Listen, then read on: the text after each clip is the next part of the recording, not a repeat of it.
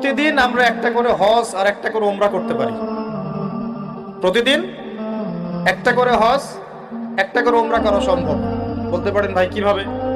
এই হাদিসটা শুনুন। আল্লাহর নবী মুহাম্মদ সাল্লাল্লাহু আলাইহি ওয়াসাল্লাম বলেছেন, আমি এবারত সহ সবগুলো বলতে গেলে অনেক সময় যাবে, খুব সংক্ষিপ্ত করে বলছি।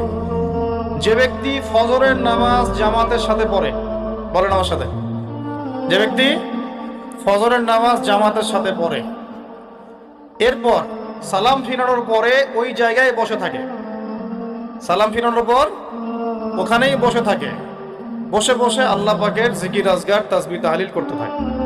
ধরেন আপনি আয়াতুল কুরসি পড়লেন, 3 কুল পড়লেন, ঠিক আছে, আপনি সুবহানাল্লাহ পড়ছেন, আলহামদুলিল্লাহ পড়ছেন, আল্লাহু আকবার পড়ছেন, মানে যেগুলো জিকির আজগার, মাসনুন জিকির আজগার, যেগুলো অথেন্টিক প্রমাণিত। প্রয়োজনে বসে কোরআন তেলাওয়াত করলেন, কিছুক্ষণ আল্লাহর কাছে দোয়া করলেন, এভাবেও হতে পারে। এভাবে করার পর সূর্য উঠে গেল। ধরেন জামাত আপনাদের এখানে কয়টায় হয়?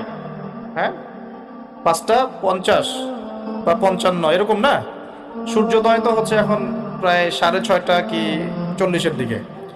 ধরেন 7টা পর্যন্ত আপনি জিকির আজগার করলেন, নামাজ ধরলেন, ধরে সকাল 7টা পর্যন্ত ওইখানেই আপনি আছেন মসজিদে, জিকির আজগার করছেন, তাসবিহ তাহলিল করছেন, কোরআন তেলাওয়াত করছেন, একটু দোয়া করছেন, ঠিক আছে, এই সময়টা কাজে লাগালেন।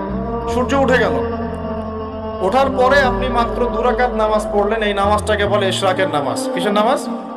ইশরাক। এবার আপনি চলে গেলেন, মসজিদ থেকে বের হলেন। নবী সাল্লাল্লাহু আলাইহি ওয়াসাল্লাম বলছেন, এই ব্যক্তির আমলনামায় একটা কবুল হজ একটা কবুল ওমরার নেকি দেয়া।